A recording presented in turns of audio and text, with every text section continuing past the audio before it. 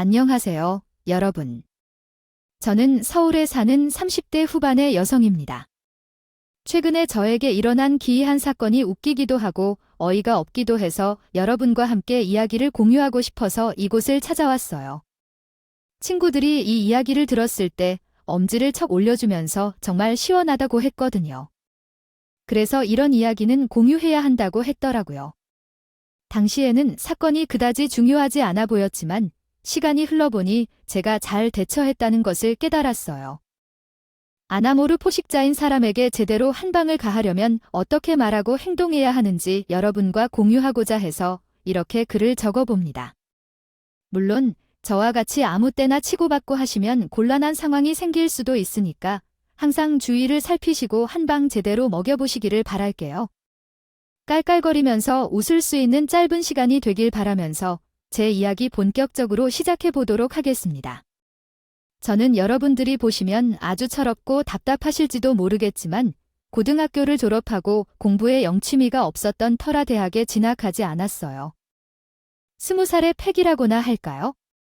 대학에 가지 않아도 제가 할 수 있는 일을 찾아서 일찌감치 사회생활을 시작하면 탄탄대로의 삶을 살 수 있을 거라 생각했으니까요. 이리저리 아르바이트를 시작했는데 제가 은근히 카페에서 일을 하는 게 적성에도 잘 맞고 사람들을 상대하는 일에 재미를 느끼게 되더라고요. 그래서 바리스타 학원에 등록해서 자격증을 땄고 여러 카페들을 돌면서 매장을 운영하는 방법에 대해서도 어깨너머로 배우기 시작했어요. 우리 부모님께서도 제가 열심히 일을 하는 모습을 보고 처음에는 대학에 안 간다고 잔소리를 하셨다가 슬슬 저의 인생에 응원을 해주시기 시작했어요. 대학 등록금에 돈을 쓰느니 차라리 그 돈으로 창업을 해보는 게 어떻겠냐고 조심스럽게 저에게 의견을 물어보셨고 저는 꽤 많은 고민이 들었습니다. 아직 20대 초반의 나이였기 때문에 실패에 대한 두려움이 있어서 부모님께 지금 당장은 창업해봐요. 사건 사고에 대처하기 어려울 것 같다고 말씀을 드렸어요. 그렇게 20대 중반의 나이가 됐을 때까지 이것저것 다 해보고 놀기도 하고 하다가 그 당시에는 잘 없었던 작은 테이크아웃 전문 카페를 차렸습니다. 아주 작은 자리에 카페를 냈기에 매장 내부에는 앉아서 먹을 자리가 없었거든요. 대신 테이크아웃을 전문으로 하다 보니까 저렴한 가격으로 커피를 판매할 수 있어서 손님들이 꽤 많이 찾아오게 되었어요. 프랜차이즈도 아니고 개인 카페였기 때문에 저렴한 가격에 커피를 팔아도 남는 돈이 좀 되더라고요. 그래서 어린 나이에 또래보다는 돈을 더 모을 수 있었어요. 카페를 운영한 지 3년 차쯤 되었을 때 저는 장사를 완벽하게 익혔고 단골도 엄청 많이 생기게 되었어요. 물론 제가 장사 소양이 좋아서 그럴지도 모르겠지만 위치도 오고 가고 커피 한 잔씩 마시기 딱 좋았고요. 동네 분들이 의리가 또 있으셔서 아무튼 만족스러운 삶을 살게 되었어요. 한가롭게 오전 시간을 보내고 있었는데 휠체어를 탄 아주머니 한 분이 저희 가게를 방문하시게 되었어요. 근데 저희 가게가 좁고 테이크아웃 전문 매장이라서요. 서서 주문을 받기에 메뉴판이 위쪽에 위치하고 있어서 그랬는지 휠체어를 타고서는 메뉴판이 잘 보이지 않았던 거죠. 한여름임에도 불구하고 메뉴를 잘 모르시니까 따뜻한 차를 주문하시길래 혹시 몰라서 차가운 메뉴도 있다고 말씀해 드리니 저에게 수줍게 차가운 걸로 달라고 하시더라고요. 커피 메뉴에는 차가운 게 있다는 걸 알고 있었는데 음료수에는 뭐가 있는지 잘 안 보여가지고 제가 카페인을 먹으면 가슴이 두근거려서요. 커피를 못 마시거든요. 저희가 포장 전문 가게이다 보니까 메뉴판이 상대적으로 너무 위에 달려있죠. 다음에는 종이 메뉴판도 한번 준비를 해볼게요. 아유, 사장님이 너무 착하네. 내가 언제 올 줄 알고 메뉴판을 하나 더 만들어요, 위네가. 다음에 또 안 오겠다는 소리는 아니고, 알죠? 저는 웃으면서 만들어진 음료수를 드렸고, 그렇게 아주머니와의 첫 만남은 지나가게 되었어요.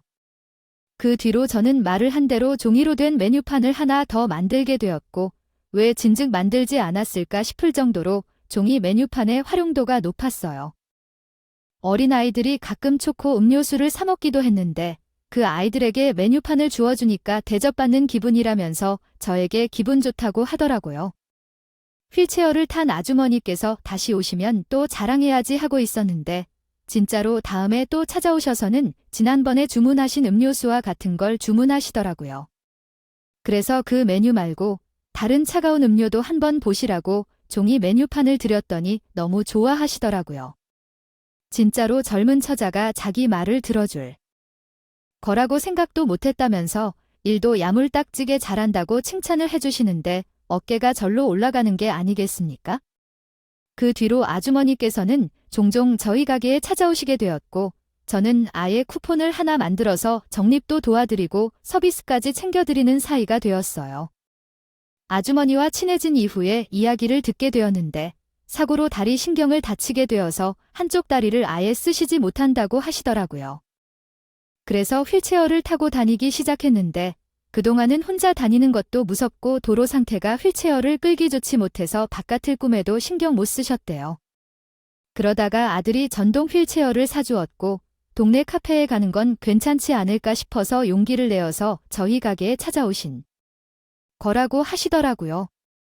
산책이 얼마나 하고 싶으셨을까 싶어서 괜히 제 마음이 짠하기도 하고 근데 음료만 사서 바로 집에 들어가시는 것도 마음에 걸리더라고요. 저는 매장 안쪽에 작은 공간을 치워서 테이블 하나를 몰래 가져다 두고 아주머니께서 언제든지 찾아와서 쉬다 가실 수 있게 만들어 놓았어요. 아주머니께서 심심하다고 찾아오시면 제가 말동무를 해드릴 수 있다고 테이블을 보여드렸더니 정말 아이처럼 좋아하시는데 제 마음까지 기쁘더라고요.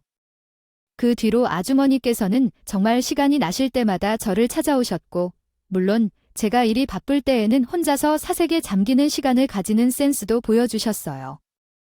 아주머니와 저는 둘도 없는 친구가 되었고 점차 마음을 열고 서로 살아온 이야기에 대해 나누게 되었습니다.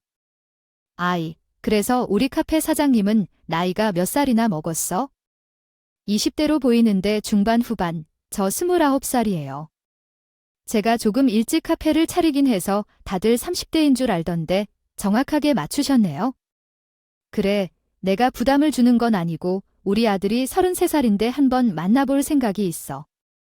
원래 4살 차이가 궁합도 안 본다고 하잖아. 아니면 사장님보다 1살 어린 둘째 아들도 있는데 연하남은 어때? 내가 우리 아들들이라서가 아니라 다들 인물도 좋고 훤칠해. 아이가 말이라도 감사해요. 근데 제가 지금 매장을 운영하고 있다 보니까 시간도 없고 젊었을 때 바짝 벌어놔야 하지 않겠어요. 지금은 남자친구 사귈 생각이 없어요. 거기다가 궁합도 안 본다던 4살 차이가 사실은 너무 최악의 궁합이라서 안 본다는 이야기가 있던데요. 맞아. 아니 내 남편도 맨날 술만 먹는 왼수인데 생각해보니까 딱 4살 차이가 나지 뭐야라고 말하면서 깔깔거리며 웃으시는데 아주머니의 성격이 유쾌하셨고 너무 재미있으셨어요. 그래서 저는 테이블을 둔 것에 후회가 없었고 다리가 불편한 아주머니를 배려하기 위해 가게에 있는 둔턱들을 전부 완만하게 바꿔버렸죠. 하루는 늘 오전 시간에 찾아오시던 아주머니께서 오시지 않아서 무슨 일이 있으신가 걱정이 되었어요. 늘 무슨 일이 있어도 점심시간 전에 찾아오셔서 저랑 가끔 같이 샌드위치를 먹기도 하고 배달 음식을 시켜 먹기도 했었거든요. 근데 그날 저녁 7시쯤 되어서 웬 건장한 남자랑 함께 카페에 오시더니 음료 주문을 하시길래 옆에 있는 사람은 누구냐는 눈치를 쓱 보냈어요. 그러자 저에게 웃으시면서 우리 아들이야 하시는데 글쎄 아드님이 진짜 조각 미남 수준으로 너무 훤칠하게 잘생긴 게 아니겠습니까? 아주머니께서 우리 아들들이 잘생겼다고 하시더니 그 말이 빈말이 아니었는지 진짜 잘생겼더라고요. 물론 아주머니도 미인이시긴 했습니다만 제가 놀라서 속삭이면서 첫째 아들이냐고 물어보니까 고개를 끄덕이시는데 제 옆구리를 찌르면서 잘생겼지 하면서 저를 보고 막 웃으시더라고요.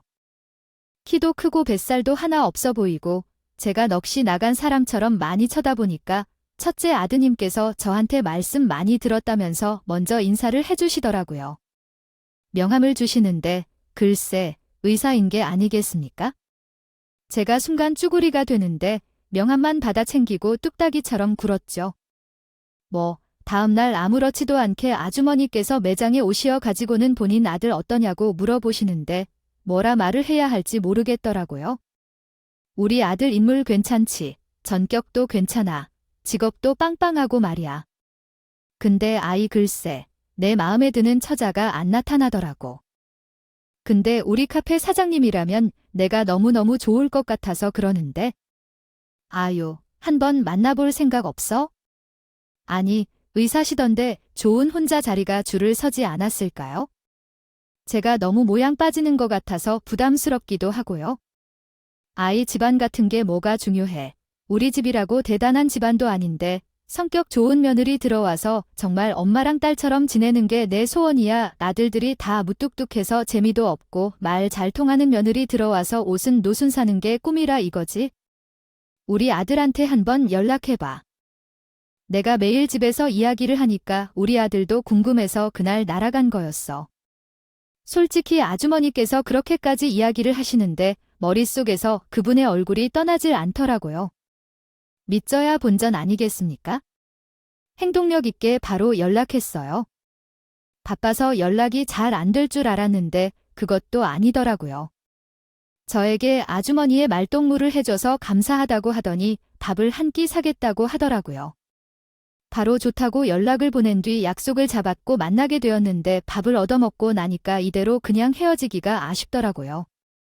제가 먼저 밥을 얻어 먹었으니 커피를 사겠다고 했더니 저한테 왜 밖에서 커피를 사 먹냐면서 저희 카페에 가서 커피를 마시자고 하더라고요.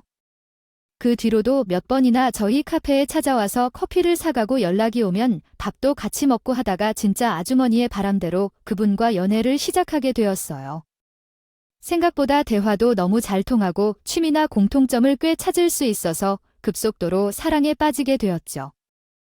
아니, 근데 저희가 연애를 시작했다는 걸 아주머니께서 바로 알게 되셨는지 그때부터는 둘이 빨리 결혼을 했으면 좋겠다고 노래를 부르시기 시작하셨어요.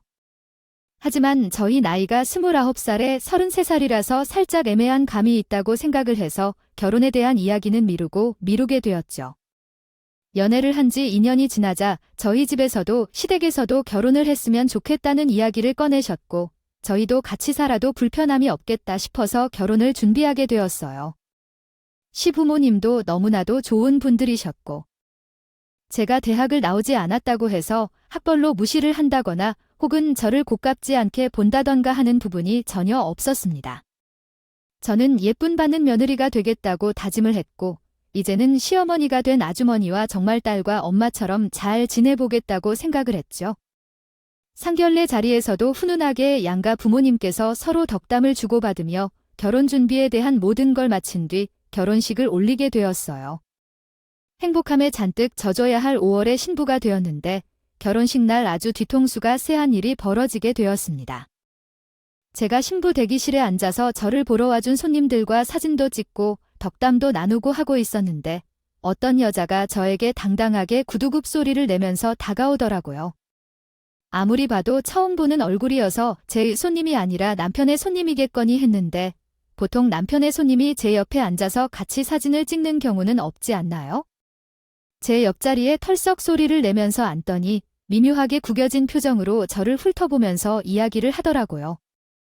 누가 정원 오빠의 신부가 되려나 어릴 때부터 무척이나 궁금했었는데 결국 고르고 고른 게 아무튼 결혼 축하드려요. 상당하게 화려하게 생긴 여자였는데 살짝 뭐라고 설명을 해야 할까요? 저에게 적대감이 느껴지는 듯한 말투로 아래 위로 훑어보면서 이야기를 하는데 쎄하더라고요. 제가 남편이랑 연애를 하면서 남편 주위에 여자가 별로 없다는 걸 잘 알고 있었기에 망정이지. 하마터면 오해해서 결혼식 날 머리채 잡고 싸울 뻔했죠. 저도 장사를 오래 해서 그런지 그런 부당한 일을 겪으면 참을 수 없는 성격이 되었거든요. 신부 대기실까지 찾아서 저에게 뒤통수가 아려오는 행동을 해오는 게 시비를 거는 거지. 다른 이유가 있겠습니까?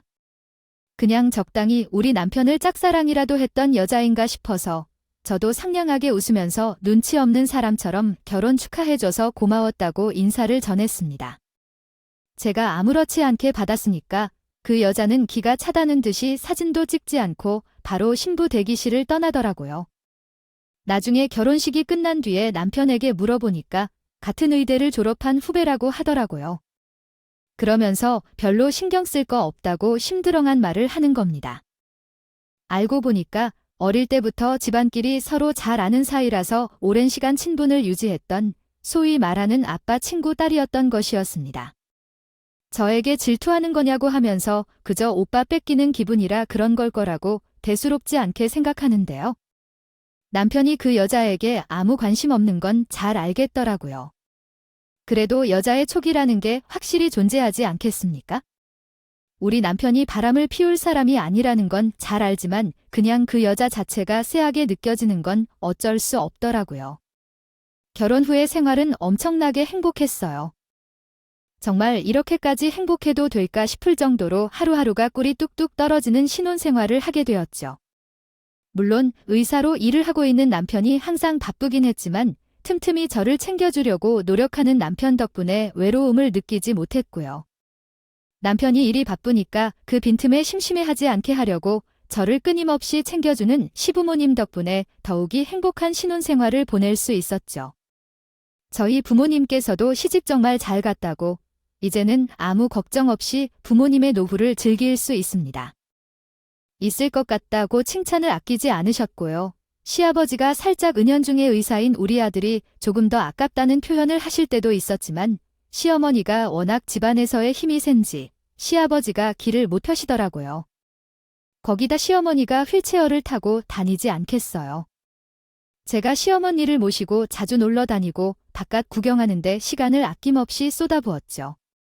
그랬더니 시아버님도 그게 고마워서인지 저에게 딱히 잔소리를 하지 못하시는 것 같았어요.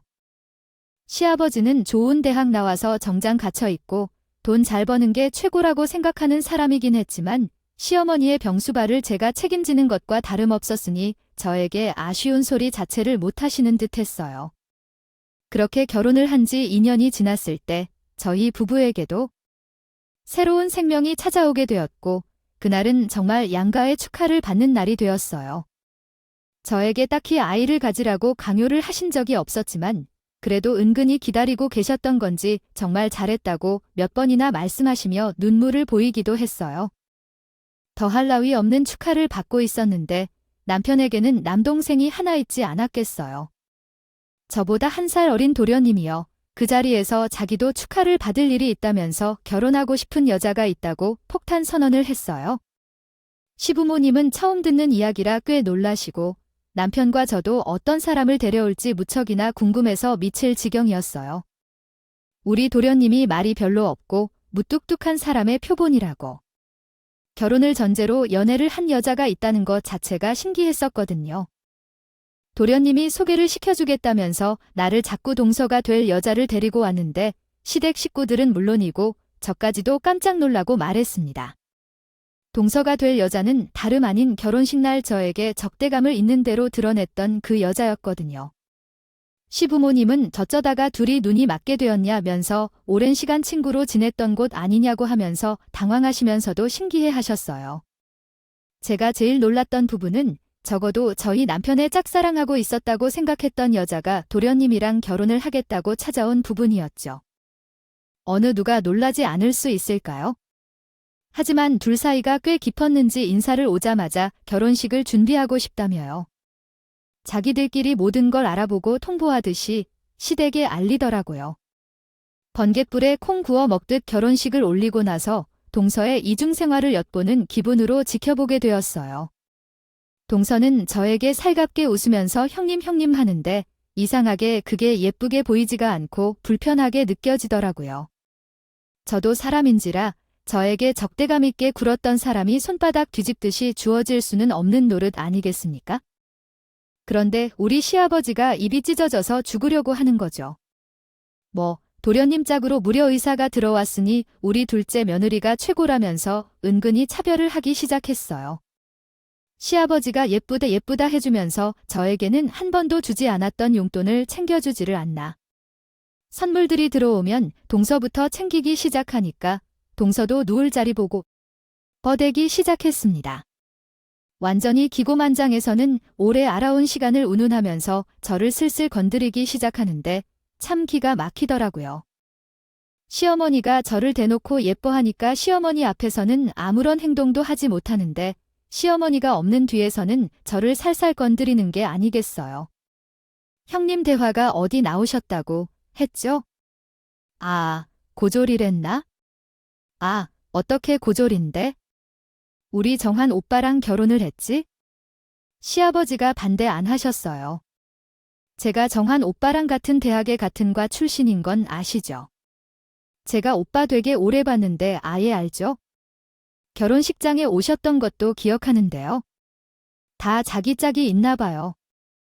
제가 남편이랑 어머님 소개로 만나서 결혼까지 하게 된 걸 보면요. 우리 오빠가 참 착하죠. 어머님께서 만나라고 한 여자와 만나는 걸 보면 말이에요. 제가 어렸을 때부터 오빠랑 친했어서 잘 아는데 오빠가 어떤 스타일의 여자를 좋아하는지 어떤 여자를 만나는지 말해요. 아무리 봐도 형님이랑 결혼한 게 신기하다는 말이에요.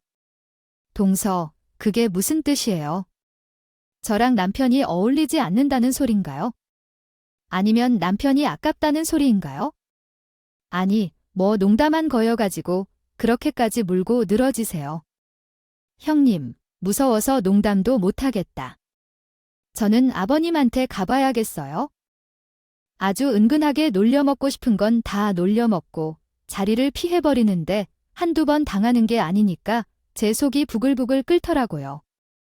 매번 시댁 모임이 있을 때마다 한마디씩 툭툭 던지면서 저를 깔보는데 열불이 터지지 않을 사람이 어디에 있겠어요? 거기다가 저보다 1살 어린 주제에 뭐만 하면 형님이 고졸이라 모르시겠다. 오빠가 답답하겠다. 하면서 호칭까지 정리를 제대로 하지 않았고요. 남편에게 일러 바치니까 남편인 서방님께 이야기를 잘 해보겠다고 동서가 생각이 어려서 그런 거라고 하는데 이상하게 고쳐지는 건 하나도 없었어요. 거기다가 사람들이 없을 때만 저러니까 제가 일러 바쳐도 괜히 저만 예민한 사람이 되는 것 같고 기분이 별로 좋지 않더라고요.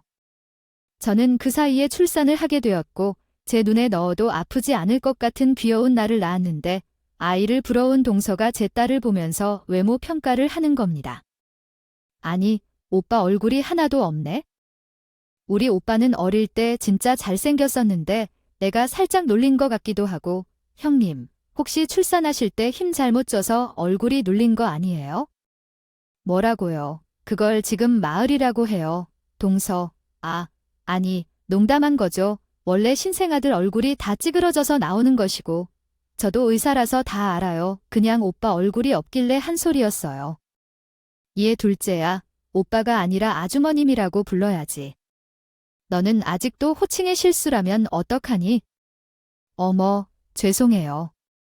아시잖아요, 어머님. 제가 오랜 시간 아주머님을 보다 보니까 오빠 소리가 더 편해가지고 제가 불편해하니까 시어머니가 호칭을 가지고 한 소리 하시긴 했지만 동서는 전혀 미안하지 않은 얼굴로 대꾸를 하더라고요. 그 뻔뻔한 모습까지도 짜증이 나는데 제 속을 싹 다 뒤집어 놓고도 아무렇지 않아 하는 동서를 보면서 저는 카레를 갈고 있었습니다. 하나만 걸리면 아주 본때를 보여줘야지 하는 마음으로 스스로를 다스리고 있었죠. 하지만 워낙 시아버지가 동서를 감싸고 노니까 제가 동서에게 한마디를 하면 시아버지에게서 10마디의 잔소리가 돌아오더라고요.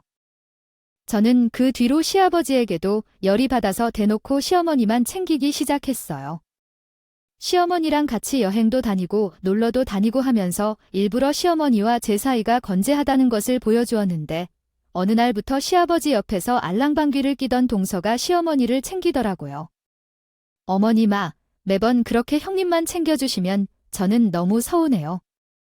어릴 때부터 저를 며느리 삼고 싶다고 이야기하셨었잖아요. 저랑도 같이 시간 보내요. 어찌나 여우처럼 굴던지 곰 같은 성격의 저는 동서의 애교를 당해낼 수가 없더라고요. 그날부터 시어머니도 동서의 눈치를 보시는 건지 뭔지 시어머니랑 놀러 다니고 밥도 먹으러 다니고 하더라고요. 시어머니도 사실 그게 썩 싫은 눈치는 아니었습니다. 원래 며느리들이랑 사이좋게 지내고 싶다고 꾸준히 말씀을 하셨었으니까요.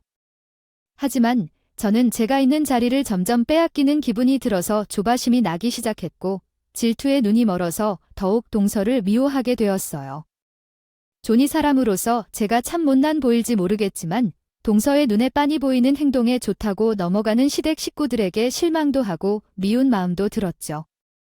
거기다가 제가 육아를 시작하게 되면서 하루가 어떻게 흘러가는지도 모르게 아이에게만 매달리게 된 것이 결정적인 이유가 되기도 했습니다. 시어머니가 어디 가자, 뭐 먹자 해도 아이를 돌봐야 하니 시간을 내기 어려웠고 그 틈에 동서가 파고들어서 완전히 집안을 장악하게 된 것이었어요. 결국 애매한 상태로 3년이라는 시간이 흘러갔고 우리 아이가 3살이 되었을 때 늘 술 없이 살 수 없다던 시부에게 간경화라는 몹쓸병이 찾아오게 되었어요. 그동안 먹었던 술로 인해서 간이 많이 망가진 탓인지 급성으로 찾아오는 바람에 투병을 시작한 지 8개월 만에 허망하게 시아버지는 세상이 등지게 되었어요. 온 집안이 침체가 된 분위기로 장례를 치르게 되었고 저희 시댁이 그동안은 제사라는 걸 한 번도 드려본 적이 없는 집안이었는데 시어머니가 시아버지의 제사를 드리고 싶다고 했어요. 매일 왼수라면서 시아버지의 뒷담화를 일삼던 시어머니도 그래도 평생을 의지하면서 살았던 남편이라서 그런지 적적해 하시길래 저도 찬성을 했죠. 하지만 동서가 제사라는 이야기에 화들짝 놀라더니 자기가 일이 워낙 바빠서 제사를 참석할 수 있을지 없을지 모르겠다며 은근히 발을 빼기 시작하는 거예요. 하지만 이미 시어머니와 동서의 사이가 꽤 친해진 뒤였기 때문에 시어머니는 딜을 하는 거라면 어쩔 수 없지 않겠냐며 동서를 배려해 주시더라고요. 그런데 진짜 그 뒤로 가관도 이런 과거에 없겠다 싶을 정도로 동서는 아나무인처럼 굴었어요. 명절에 꼬박꼬박 시간을 내서 찾아오던 동서가 갑자기 제사를 지낸다고 하니까 저녁 늦은 시간이 되어야 시댁에 발을 디디는 게 아니겠습니까? 아, 이건 뭐 제사를 드리기 싫어서 동서가 자꾸 읽힌 개를 대고 늦게 도착한다는 생각밖에 되지 않았어요. 우리 남편도 의사인데 명절에는 쉰단 말이죠. 그런데 동서만 일을 한다. 아, 그건 뭐 일을 하지 않는데 거짓말을 친다거나 아니면 일부러 특근을 신청하는 거겠거니 싶었죠. 제가 동서를 곱게 보지 않고 있으니까 그런 생각이 꼬리에 꼬리를 물고 퍼지게 되었다는 것도 솔직히 부정하진 않겠습니다. 그렇다고 동서에게 제가 일하고 온 거 많이 하고 뾰족하게 굴 수도 없고 저만 뭐 다리 아픈 시무를 대신해서 제사상에 차려내고 준비하고 했죠. 동서는 늦게 도착해서 말로만 죄송해요 하면서 숟가락만 얹어 놓았고요. 제가 사실은 결혼 이후에도 카페를 계속 운영하고 있었는데 시아버지가 돌아가신 이후에 혼자 거동이 불편한 시어머니가 힘들 걸 생각해서 큰마음 먹고 결정을 내린 게 있었어요. 바로 카페를 권리금을 받고 다른 사람에게 팔아치우겠다는 결심이었죠. 아르바이트생을 쓰면서 시어머니와 보내는 시간을 늘려봤었는데요. 그래도 급한 일이 생겼을 때 시어머니를 돌볼 사람이 저뿐이어서 안 되겠다 싶더라고요. 하루하루 나이를 먹어가는 시어머니가 언제까지 휠체어를 타고 혼자 생활할 수도 없는 노릇이라 제가 카페를 정리하고 시어머니의 수발을 들기 시작했어요. 시어머니 옆에 찰싹 붙어서 시어머니가 생활하는데 불편하지 않도록 편의를 봐드리며 지냈는데 동생이 저에게 슬쩍 다가와서 그러더라고요. 형님, 너무 속 보이는 거 아시죠? 아버님 돌아가시고 어머님한테 재산 다 가니까 이제 와서 카페까지 그만두고 어머님 챙기는 거 말이에요. 아무리 그래도 맏며느리인데 당연히 더 챙겨주시기야 하겠지만 너무 돈 욕심내는 거 별로 같아요. 그게 무슨 소리야? 나는 어머님 적적하시고 다리까지 불편하신데 혼자서 힘드실까봐 챙기려고 한 거야. 그럼 차라리 협가를 하시지? 그것도 싫으신 거잖아요, 형님. 너무 이기적인 거 같아요. 형님이 그렇게 행동하시면 제가 뭐가 돼요? 어머님께서 비교라도 하길 바라시는 것 같은데 저희 어머님 성품이 또 그러신 분은 아니니까요. 나는 동서랑 나랑 비교되길 바란 적도 없고 그런 생각도 안 해. 지레짐작해서 사람 기분 나쁘게 만들지 않았으면 좋겠어. 난 또 형님이 돈 욕심나서 그런 줄 알았네. 아니 뭐 장사 잘 된다던 카페까지 팔아치우고 어머님 병수 말을 듣길래 이상하다 싶었죠. 근데 그 카페 진짜 장사 잘 된 거 맞아요. 제가 이야기 들어보니까 카페 때문에 어머님이랑 인연이 닿아서 오빠까지 꼬신 거라고 하던데. 동서 정말 말조심 안 할 거야? 꼬시다니 누가 누구를. 동서는 서방님 어떻게 꼬셨는데? 결혼식 날에도 보니까 서방님이 아니라 우리 남편한테 더 관심 있어 보이던데. 여자의 촉이라는 거 무시 못하는 거 알지? 어머, 형님, 드라마를 너무 많이 보셨네. 이런 저격한 상상을 하시더니 이번 일은 그냥 넘어갈 수 없어요. 이건 저를 모독하는 말이라고 생각합니다. 그러더니 진짜 얄미운 여우 같은 기집애가 글쎄 시어머니한테 가서 쪼르르 일러바친 게 아니겠습니까? 뭐라고 말을 했는지는 몰라도 좋지 않게 말한 건 분명했어요. 시어머니가 의심이 가득한 얼굴로 저를 불러서는 콧김을 씩씩 내뿜으면서 실망이 가득하다는 말투로 말을 하시더라고요. 아이, 둘째가 나한테 와서 이상한 말을 하던데 뭐. 둘째가 그동안 첫째한테 마음이 있었니 뭐니 하면서 말이야. 내가 입에 담기도 민망스러워서 물어보지도 못하겠다. 아, 그게 정말 사실이니? 사실이라면 어떻게 그런 소리를 할 수 있는지. 아, 실망이 크구나. 어머님, 제가 흥분을 해서 말실수한 건 인정할게요. 하지만 제가 느끼기엔 동서가 결혼식 날 저에게 적대감을 드러냈던 것부터 이상했어요. 우리 남편에게 어울리는 여자가 아니라는 식으로 말을 하질 않나? 저는 적어도 우리 남편에게 관심이 있었구나 하고 느꼈어요. 제가 유치원에 다니던 시절부터 함께 친하게 지내온 사이라는 걸 내가 설명을 해줬었던 것 같은데 절대 그럴 리가 없다. 아, 그리고 둘이 서로 마음이 있었으면 증직에 만났겠지? 이제 와서 각자 가정이 있는 사람들인데 그게 말이나 되니 정말 실망이다. 실망이야. 시어머니는 저에게 이런 생각을 했다는 게 믿기지 않는다는 뜻이군요. 굴었고 저는 순식간에 가족끼리 서로 불륜을 저지르는 상상을 한몫을 사람이 되었어요.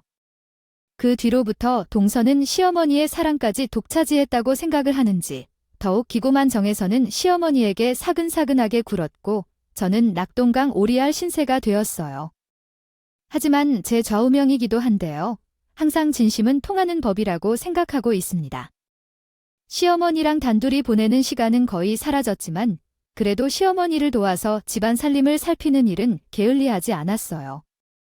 애초에 그런 일을 도맡아 하기 위해서 카페를 정리하기도 했고 아이가 어린이집에 다니기 시작한 뒤로는 더욱더 시간적 여유가 생겼기 때문이에요.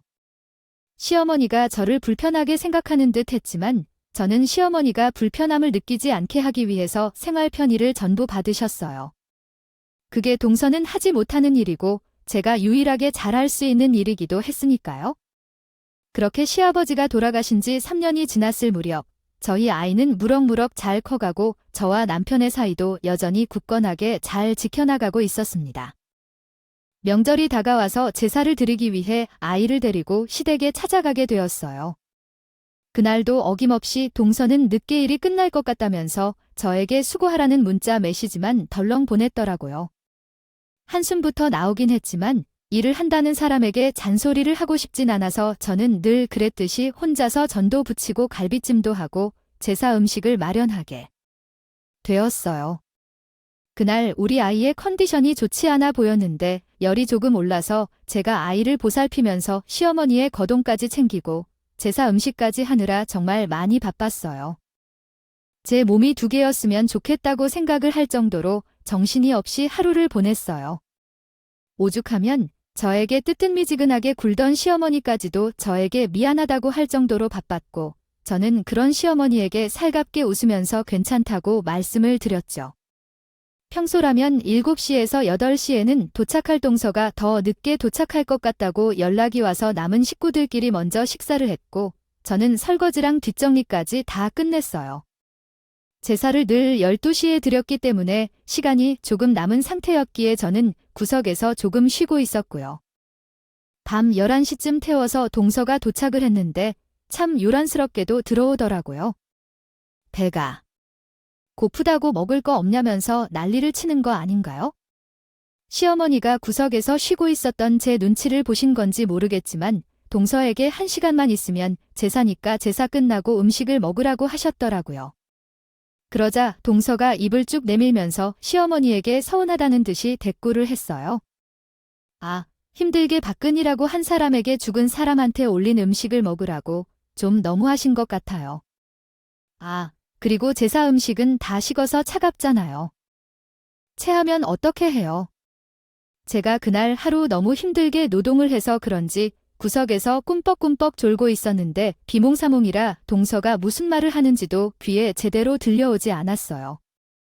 시어머니가 제가 너무 힘들어하니까 제사 직전까지 자고 있으라고 해서 쉬고 있었던 것인데 동서가 큰 소리를 내니까 제가 슬쩍 잠에서 깬 거죠.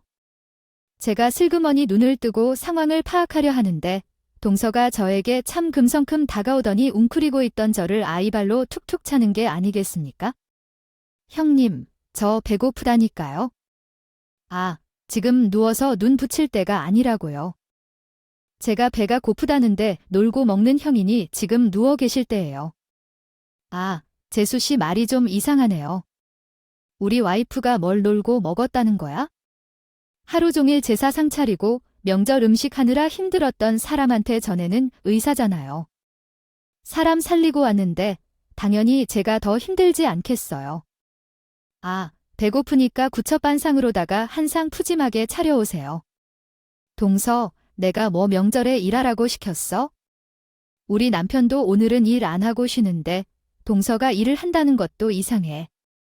죽겠어. 명절날 음식 차리기 싫어서 일부러. 일한다고 거짓말하는 거 아니야? 어머, 지금 저를 뭘로 보시는 거예요? 고졸 백수주제 생각하는 거 하고는 참 저렴하네요. 당연히 의사를 모셔야 하는 거 아닌가요? 의사가 뭐 별거야? 나도 될 수 있어? 지금 집으로 가려고 했으면 손을 사람한테 감사하다고 하고 인사를 해도 모자랄 망정. 아, 이게 무슨 짓이야? 아, 나무인이 따로 없네? 오빠는 결혼한 이후에 내 편이 한 번도 안 되고 항상 여자 편을 들었어. 나는 뭐 일찍 안 오겠다 싶어서 안 왔어. 병원에서 나를 찾길래. 오빠도 의사면서 왜 몰라? 이래서 의사끼리 결혼을 했어야 했는데. 그러면서 위아래로 저를 훑어보면서 혼잣말로 어쩌다 이런 여자가 오빠의 짝이 된 건지라고 말을 하는데 기가 막힌 것도 잠시. 이상한 냄새가 나더라고요. 제가 평소에 술을 전혀 하지 않아서 아주 조금의 술 냄새만 나도 기가 막히게 맡아버리거든요. 그런데 일을 하고 온다던 동서의 입에서 술 냄새가 폴폴 풍기는 게 아니겠습니까? 정말 어이가 없어서 제가 동서에게 소화됐어요. 동서, 혹시 술 마셨어? 일하고 온다던데 술을 마신 거야? 아니면 일을 하면서 마신 거야? 뭐가 됐든 둘 다 문제가 있네. 도대체 오늘이 어떤 날인데 술을 마시고 찾아와? 명절에 제사까지 있는 날인데 며느리로서 최소한의 도리는 해야 되는 거 아니야? 술 안 마셨거든요. 누가 누구 보고 술을 마셨다고 하는지. 아, 진짜 어이가 없네. 그렇게 저를 깎아내리고 싶으신가 보죠? 그리고 제가 며느리로서 못한 게 뭔데요? 형님은 돈도 안 벌고 집에만 있으니까 이 제사 음식이라도 열심히 해야죠. 근데 저는 어머님 용돈 팍팍 드리거든요. 지금 용돈 드리는 걸로 따지고 두는 게 아니잖아. 어머님도 용돈보다는 며느리들이 제사 음식 차리고 시간 보내는 걸 더 좋아하실 거야. 우리 어머님께서 언제 돈돈 하는 걸 봤어? 언제까지 이렇게 자기가 제일 잘났다고 생각하면서 살 건데 동서 너무 심해. 형님은 그럼 언제까지 쥐뿔도 없으면서 있는 척하고 살 건데요? 솔직히 의사 남편 만나서 떵떵거리고 사는 거지? 형님은 별 볼 거 없는 사람이잖아. 어머님을 어떻게 꼬신 건지 떡하니만 며느리 자리 차지하고 형님만 아니었으면 그 자리에 내가 앉았을 수도 있지? 도서가 날이라도 잡은 것 마냥 저에게 들이대는데 정말 어떤 말로 그 상황을 표현해야 할지 모르겠네요. 그때 가만히 듣고 있던 시어머니가 갑자기 제가 제사상에 올리려고 심심하게 묻혀둔 나물 그릇을 들고 오더니 냅다 동서 얼굴에다 던지시는 게 아니겠습니까? 순간 동서도 놀라서 헉하고 저도 놀라서 헛소리를 내었어요. 남편과 서방님도 이게 무슨 일인가 싶어서 시어머니의 얼굴만 빤히 쳐다보고 있었고요. 밥 말아 먹은 기집애 같으니라고 하니 어디 형님한테 그딴 소리를 짓거리고 있어. 그래 그렇게 배가 고프냐이 나물이나 처먹어라. 더 줄여 어인이네 집에 제사상이고 나발이고 내가 다 처먹어라 그러면서 제가 묻혀둔 나물들을 하나하나 다 가져오시더니 얼이 빠져있는 동서의 얼굴을 향해서 전부 다 던지시는 게 아니겠습니까? 동서가 처음에는 아무것도 못하고 나무를 다 막고 있더니 정신이 든 것인지 뭔지 시어머니에게 이게 무슨 짓이냐고 소리를 버럭버럭 지르더라고요. 동서의 경우 없는 행동에 서방님까지도 동서에게 뭐 하는 짓이냐고 소리를 치며 집안 분위기는 개차반으로 흘러가고 있었어요. 어머님, 지금 의사 며느리한테 뭐 하시는 거예요? 나중에 노후 생활하실 때 정말 제 도움 하나 없이 괜찮을 것 같으세요? 백수 형님 친결대가 아니라 의사의 며느리를 먼저 챙기셔야죠. 저한테 이렇게 남을 집어던지시고도 저희 부모님이 가만히 있으실 것 같아요. 웃겨 죽겠네. 사하던 어른은 그럼 내가 이렇게 아나무인으로 나오는데 잘했다. 칭찬이라도 해주실 거가 아니? 내가 참아준 게 얼만데 그러더니 시어머니가 숨을 쑥쑥 고르면서 동서를 향해 숨겨두었던 속마음을 꺼내셨어요. 내가 그래도 넌 노력하는 모습이 가상해서 내가 그냥 넘어간 게 한두 번이 아니다. 내가 내 명절마다 이런저런 핑계 대면서 느껴도 그러려니 했다. 그런데 이건 아니지. 내가 결혼식 날에도 친구들 죄다 끌고 와서 우리 첫째 며느리 욕하게 한 게 아직도 생생하다. 내가 지 친구들 세워다 놓고 저렇게 왜 무비하고 대학도 안 나온 여자라고 내가 우리 첫째랑 결혼했어야 한다고 욕하는 거 내 다 들었다고. 내가 우리 큰아들 좋아하는 거 내가 몇 년을 알았는데 그걸 몰랐겠니?